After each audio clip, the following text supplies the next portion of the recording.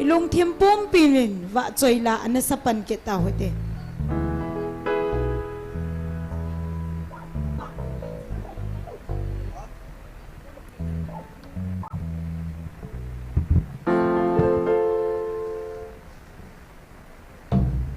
pathin wa choi la sa ana ke pan ke ta hote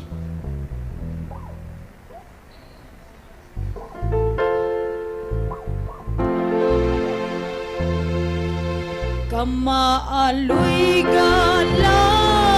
hupi nung hun ka nga lal hupi hoy chu lung dai zo se akim naw mun amen mu ka nom gal do chimponge o chi lai hiu chon alopi na hiai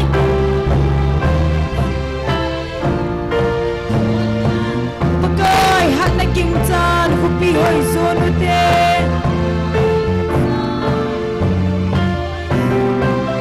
chu hupi nom lam chu zon sing ute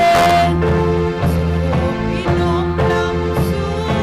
zon ha sap lopin chi sing ute kal mun na ding munum lo he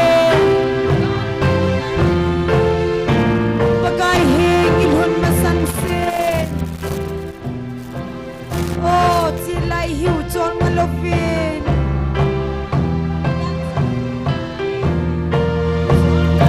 pakai hana king chan khupi hoi sunute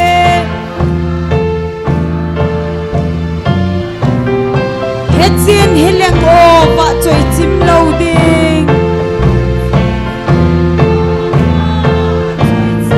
galgin na leng hi zong leng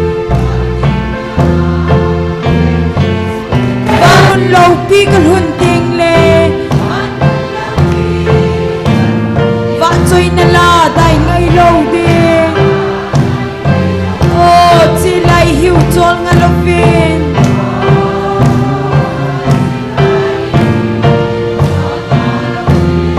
pakai hat na king chan hupi hoi son de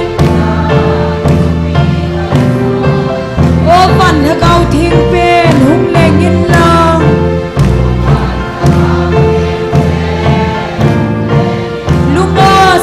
hong kin lang nagam no ma nei pui lu de ki pa na kem lo na atsun o chi lai hiu chon nga lo pin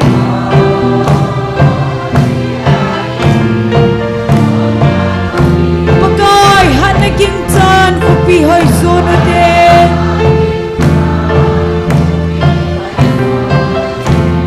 hupi nom lam chu zon sing ute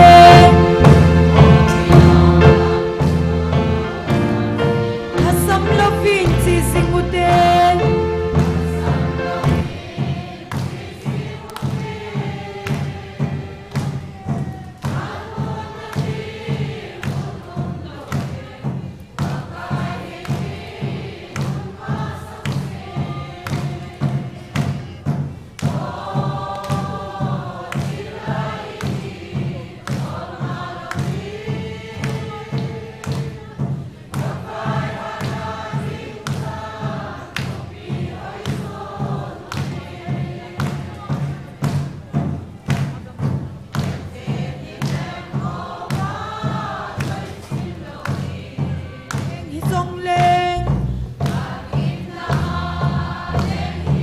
van mun lo pi kan hun ting le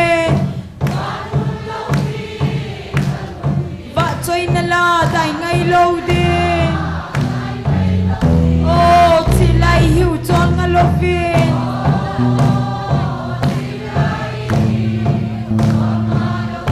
pakai hat na king chan khupi hoi son de o van ha gao thing pen hung leng in lang lunga se kon hong kin in lang nagam no ma nei pui lune kipana kim lo na atsun oh tilai hiu chol nga lovin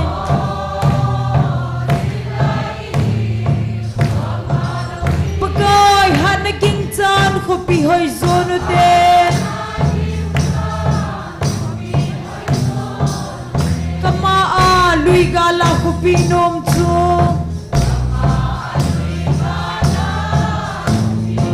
thun ka nga lal kopi hoy chu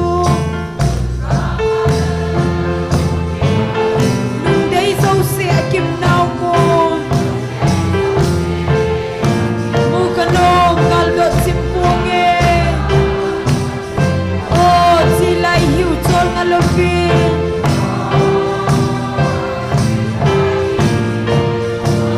pagay hanaging tan kopi hoy zono den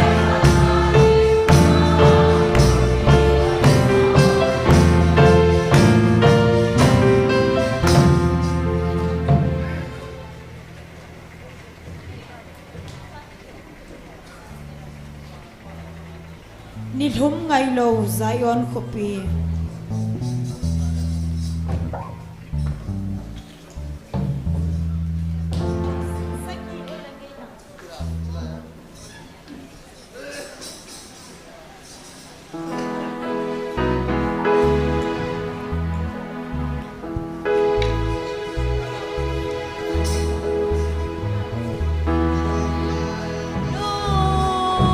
Zion ngay sin kama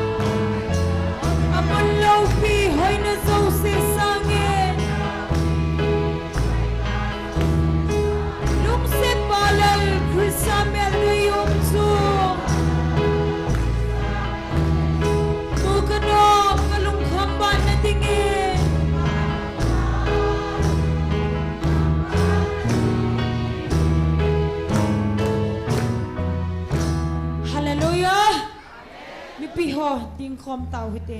thi na lui gala khopi hoi tao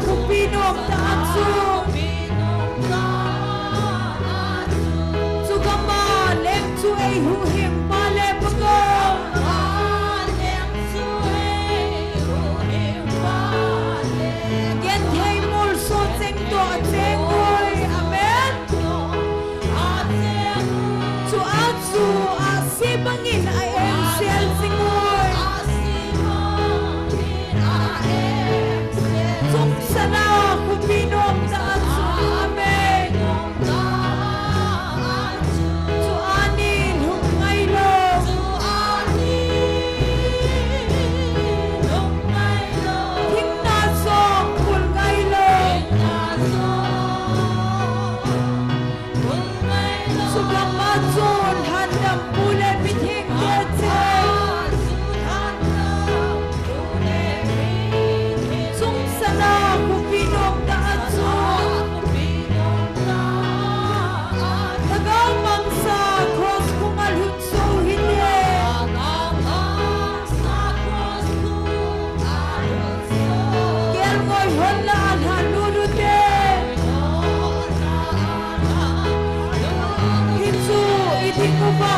lupu hidir.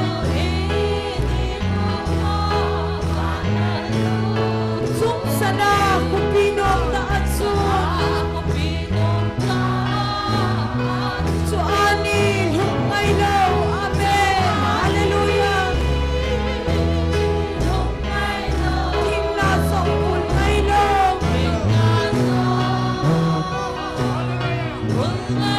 Sugamatsun hatam pule piting detse.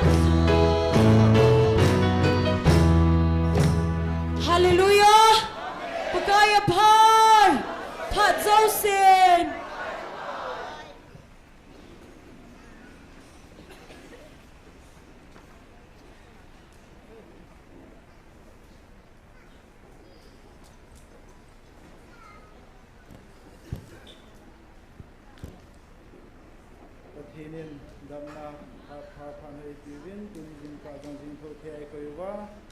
hangau mai ti ho ni zakil de song ala si ti ho tang lu ke la pi ko jong ni the ai koi pa pathin hi jin ama sa pe ning pa pathin thangwan hei piwin he Bible sang khat sin len ka ti First Peter bung khat chang som ni da thum apada som ni langa chan ching sing da ti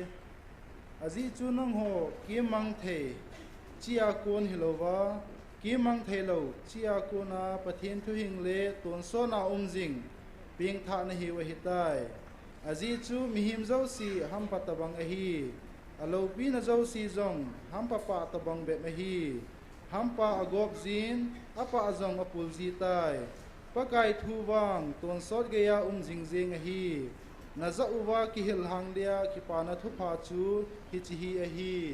athu thi gi sim na ba pathin gon sa wa din phathei bu pi han tu ni iki man sa na dingo program cham cha sim ha na ning ge ti tu ni taw na ai lam ke pi ding hi upa mang ne hung hin tin pathin wa cheila ai sa pi ding hi nunga chi chin nu kim boy nu ning boy ma chang ko na pathin wa cheila ni ngai la diu he chu tu ni ki man cha na ding hin ama sa pe na taw na ana nei utin ki pa thu sei na taw na nei ki nui tin tu ni chan chan ni jagi le songa le segi chan pathin in dam nei pi wa agaw mai ti ho tang lo hi la ti ko jam jing thei ai koi za lo ben pathin ko ma ki pa thu na sei utin chukile ta sa ne le cha sile chen za kai jong ning hing se nai pi wa lai mona pangjing thei koi za lo ki pa thu na sei uti ban le tu ni counseling ni ko hi in counselor pa hi in a team ho hi in ama ho jong pathin na din pi wa kam le o ti ho man so wa ki tu ke cha pathin thu hing ti ho hi ahong ki khom khom hagaw wa hu hing na nei no ma hong ho zo sia ding a hi na bang ta sei do thein na ding win amo ding taw piu tin ahong zau zo sin zong hagaw lung ko han wa hagaw wa ping tha ki le thein na ding to taw na community la ya hong zau ho bo hi lo wa inam sungu wa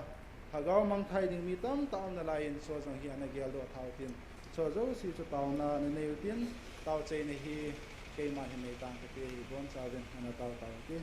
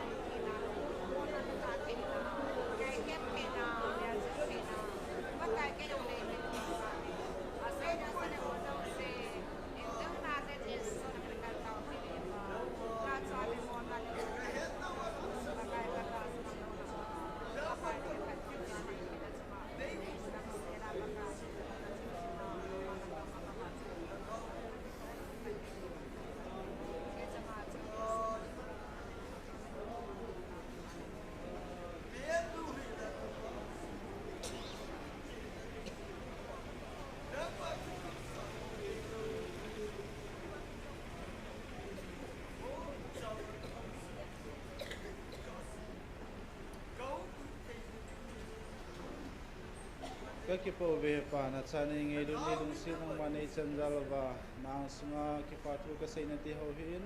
mala manang mane pu hi wa ka program ti ho counseling hen nang lai ki phon namun hen nang za kai nang mane pu hi dingai cha ka pun na ka taw na ti ho zo si lung sin na mane san ka ka thei nei bu pu vin tia hen na chu ati san man tam tai ha do na ju jisu na mina khom ta phong ve amen tun phat aban na cha le tin Pathin wa choila savingin ama sapena nunga chichin amang sama sapenin tin aman hin sa zo zo le nu kim boy aman le nu ning boy aman hin jong hin zape ding ang kin he se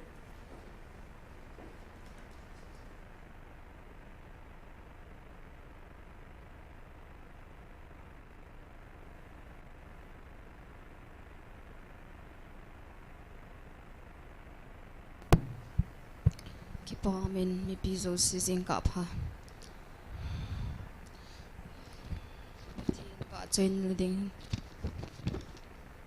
Wan gam le got mon tila chu kan sa ding a he. Lungkil ta in na ngayote. Sa thei thei na sa khom diwe.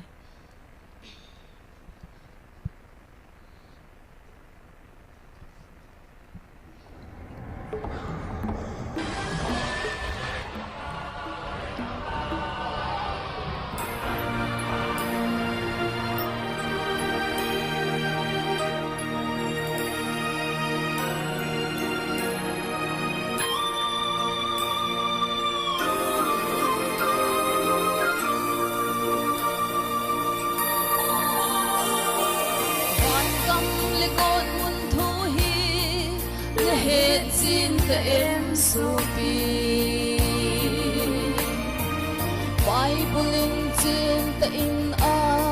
sesin sen ngain lang hetin loi sim supi leia o cha tum pen hizong le chun ton so ton mun na lut le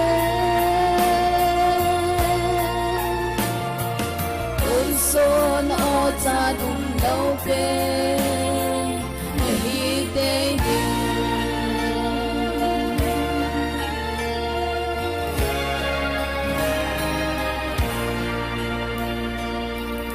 mun na gum mai hi nan nga da kisemina don so na all di nei ta lâu ding lấy đâm lại đi kế la phát trốn ta lâu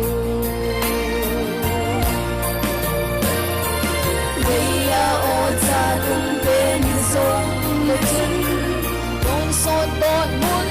lụt lên con sót ô cha tung đâu bên để hi tê đình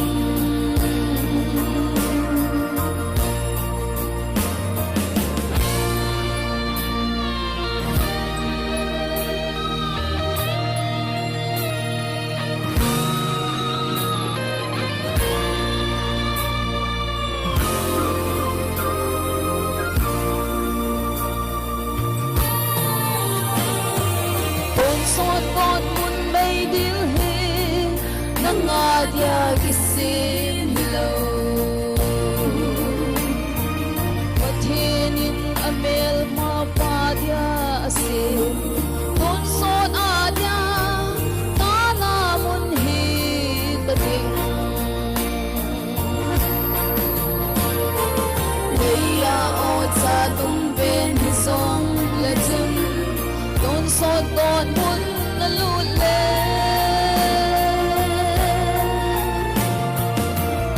son o cha tum lâu pe hi te đi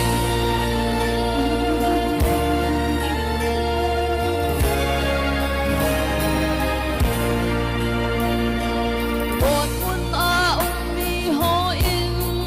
tuy vật khát cầu a thu mừng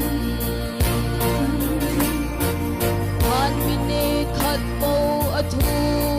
umin Don sot kum hoa ngay sa hita lâu ding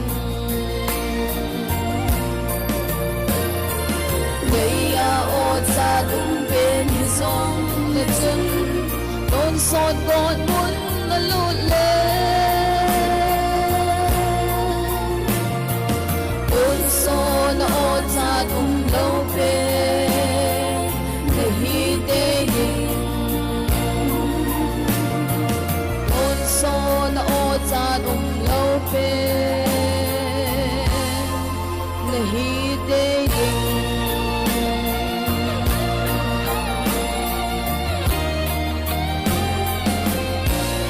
Sini ni bon cawa dengan Pak Ibu pitam kaki Pak E.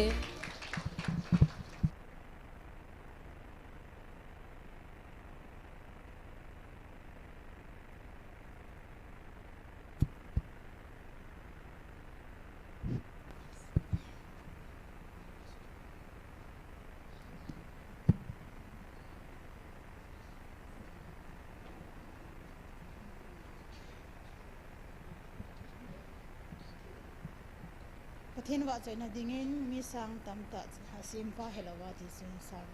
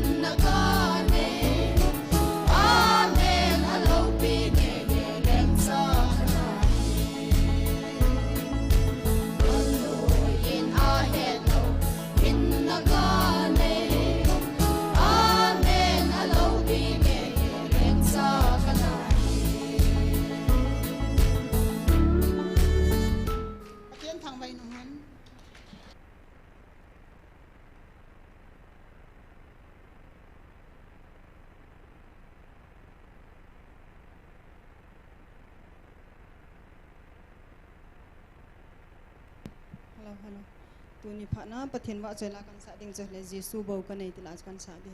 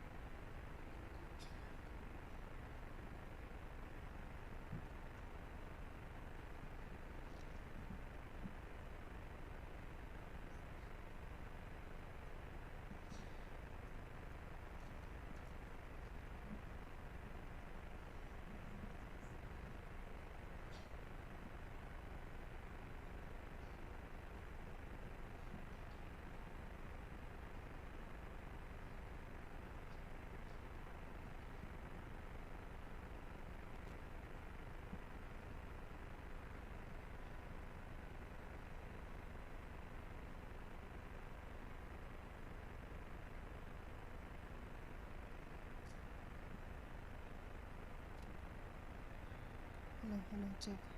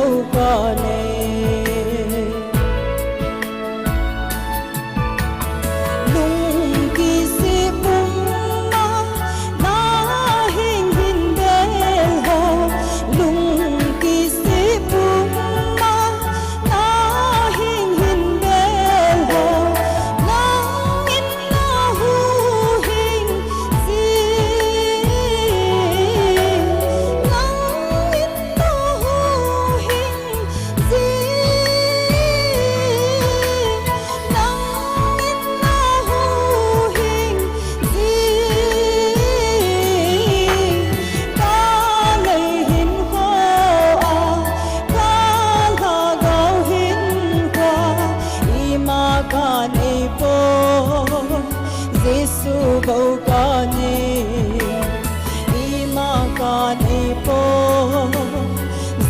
bầu ca nê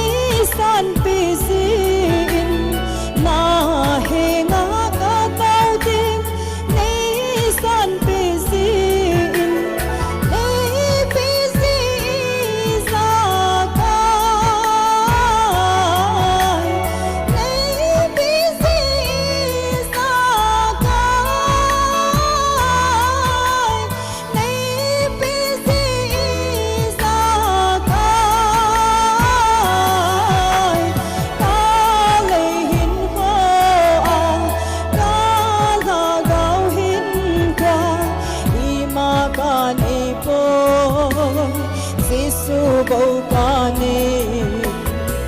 ima ca nê po Giêsu bầu ca nê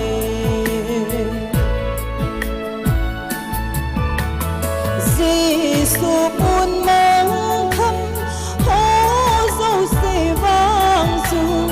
Giêsu buồn mang khăm hô dấu sẽ vang dù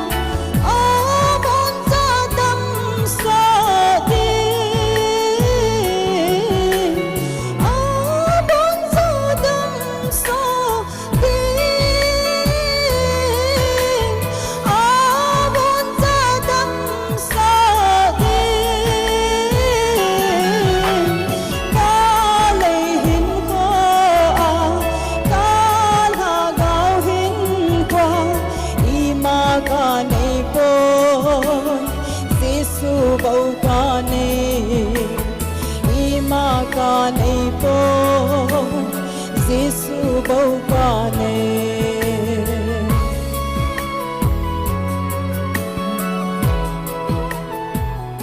Patinin patay bupitahan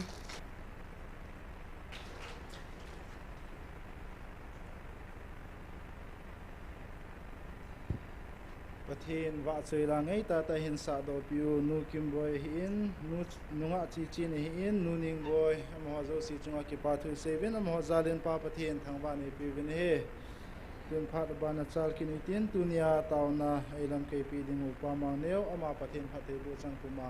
pha mun lo to dingin ama phat ni pi taw te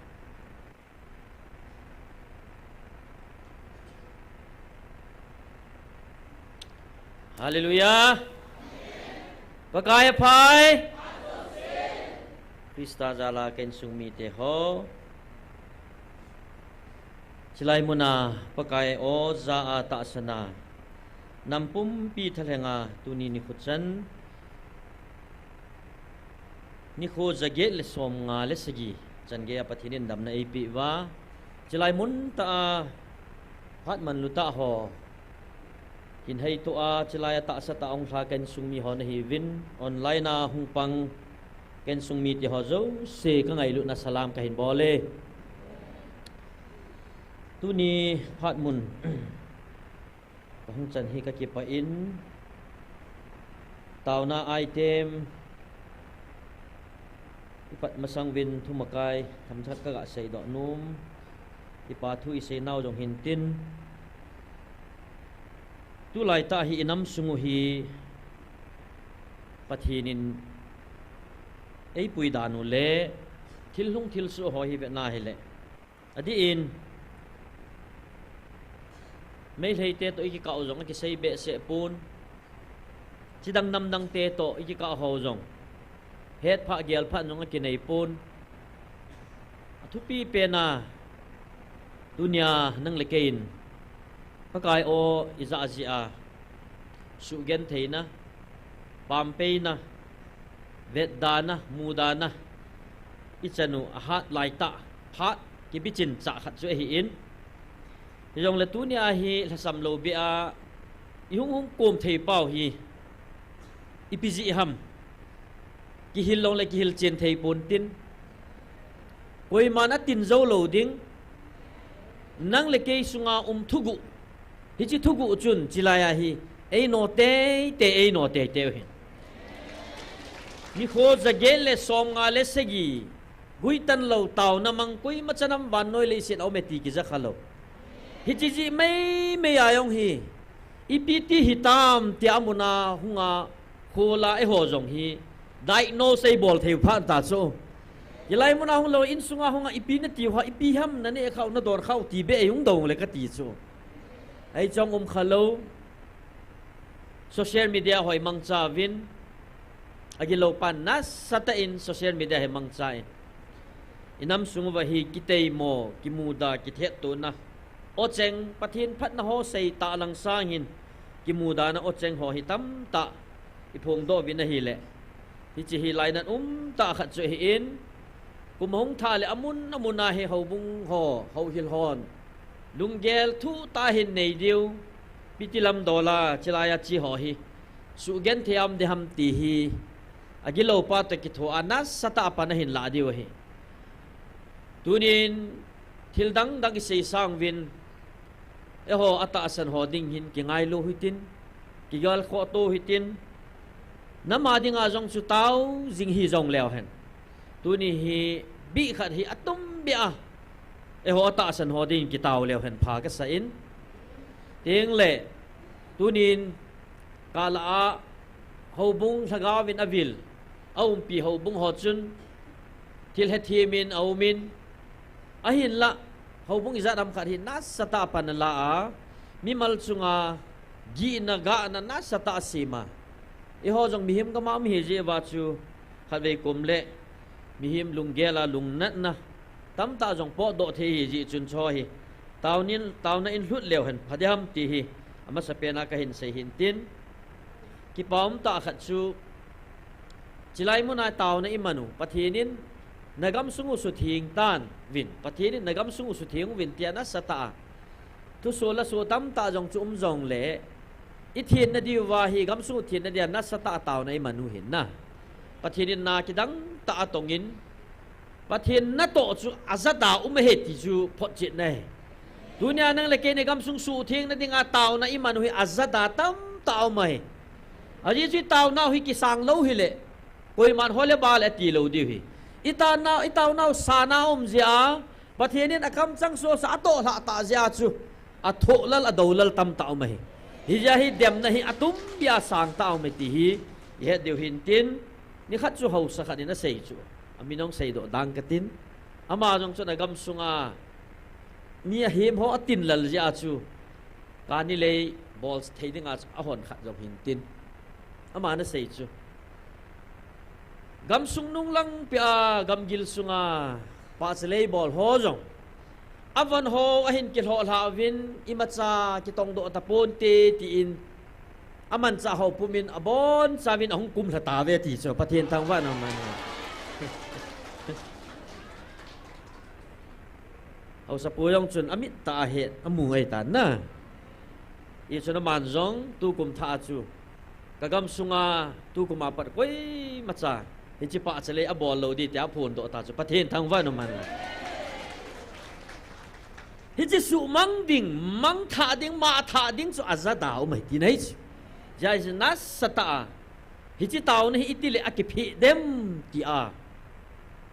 mim ten nasata panalai dunia hinang leke ke ho to a taw na hi gong heleu hen ni khat jong chil hello di chu a gong pa hin pha asa inamu kitun no na dinga taw na mei ti gong vin tia thupi a bol dung zuya ama o za ta san ho chilai mu na ichi jing hi ei mo ho ki ho to a chi hi sa ji wa chu gi na ki sim le chi daw le phatan te ti chu hi chi mala la chu kau che ding kong che ding hi dunia nang leke ya ki pa na hi chi thugu chu koi machan ila pi thei ta lo diu le khapo na ki si a thu so bol na me mya chu ki pa na hi mang di ta lo hi chi lei si nai ki pa na diu hi pon ton so na ki pa na diu in nei ta ji wen pathin thang wa nu man chu pa na thu do lai ga se hin tin thil dang i sei masang win bi khana ding in taw nan nei hu tin adang jong kop da hu ti dunia ni so pion now Hisilai mun taw na ahung si a tho gen the ho gim gen the to o ประเทศนี้ถูกเทียมเทนะอันไหนนะดีวินโมเรทางหินกางปงปีลังสะเดฮิลมุนตินาอากินึงสุโหเกนเทหะสันนะถูกโหประเทศนี้หันสันนะอภิอาธาอภิเทนินตาวปีหุยเตเดียงเลยนังเลยเกจงนี่เขาขันเลยฮิจิดินมุนาชุมนะดงยุมตาดิวกตาสเนปะกายก็มาทหารกิทูมุตินฮิจฮอซงเซฮิปะกายอิฟิลซุงเซวะอามันงัตาวินอติตะกะฮิจิตาวนะไม่ฮิลสัมโลเบียอิจิจิงเทนะดีวินประเทศทาดกิทูมุตินลุงนะจิมตันตาวนะนมังมาสาวตินเกมานะใจนันซีมิงเอ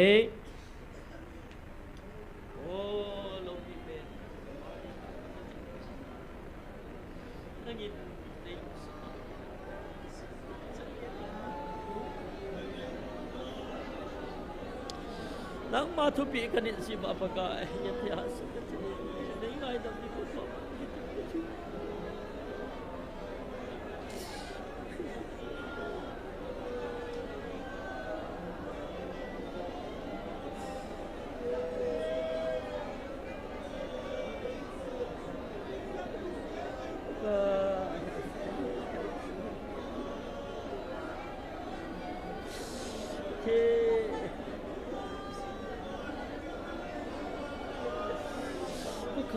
นังมาทุปีกันนิสิบาตัวกินกันนี่โอ้ขนมสุกบาปกายบ้าเสียสิบ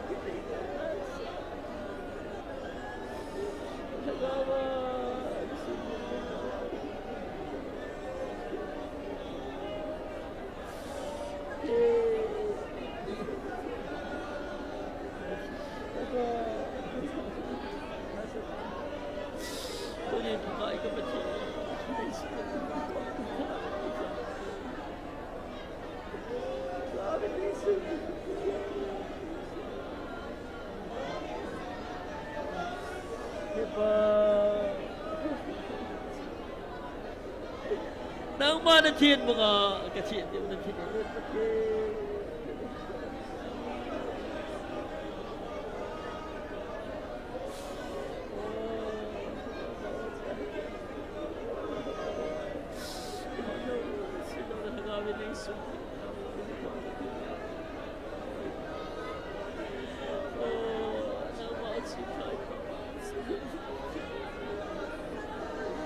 Kenapa speaking I don't know. Kenapa masih sakit?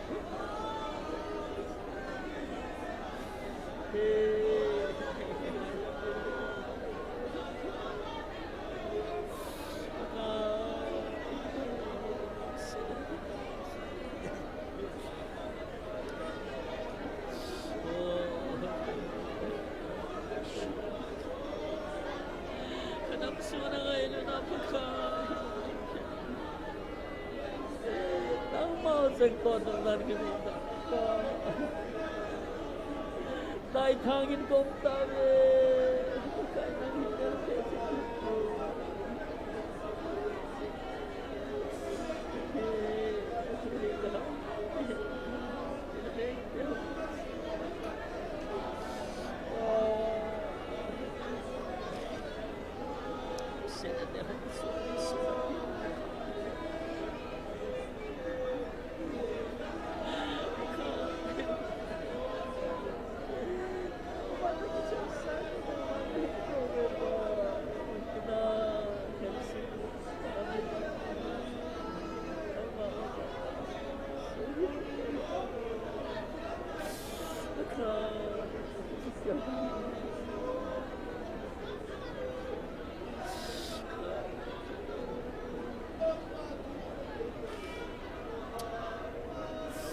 Amin, amin, haleluya, haleluya, kakipa amin pakai. Nang mau kasama, nang matupi kanit siya pakai. Hindi tao na may tikong di nga na yung sinaw, kabol tayo sunu pakai naman niya, inasabi tayo. Humong sungli, namsunga, imat sa hilaw pente ho, pakai nang inahiman sama. Kanamwa di nga pakai. Ngau bang tayo hudo na ding le kanamu gitundo na ding nagaw militui naging naipi kam ho khol khom tang khom ding kam Sinay mo na naging tao na naman sa akin mo na salva ding azada angada. Tagaw gilaw yang sa gilaw pa kitse ka na sumahin ng inay sumapitang ko. Bunti na ng mao sa ataas na pagkain. Tao na may tikong jing ho azada angay dahon su gibin na mo alpatin. Gantay na ato be bulal pogi tam. Nampiti maha kapuci be pagka nangin kasupi ka una munti na. Nang maoza siya mapatin sugim na neho nangin tahan na pili na ko magahintaw pibe. Heba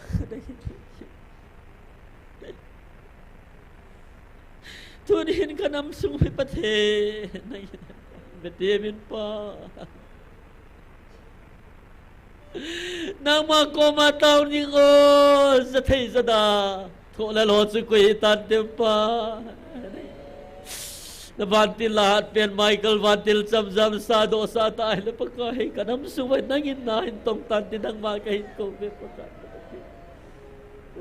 yun ba nao ka sa TV kahit TV pagkahin naipiyaw ki pa nahi kuy matsanay lapit ay tapuvin te pagkahin Hitsiki pa na hikay suci le hau bung tin le kanam sung bahin luang le han katiwai po be pakai kapatid ni nangin kanam sung pa nan to nang mao sa tasan ho nagawa nei sung dimdibi na ko magkatawi nang managal zona tahatsu ki hozong nei pidi wan ko da kong kitan do ba hatsung nung kapakai na ja je shumina na ko magkataw ko mo hi amen.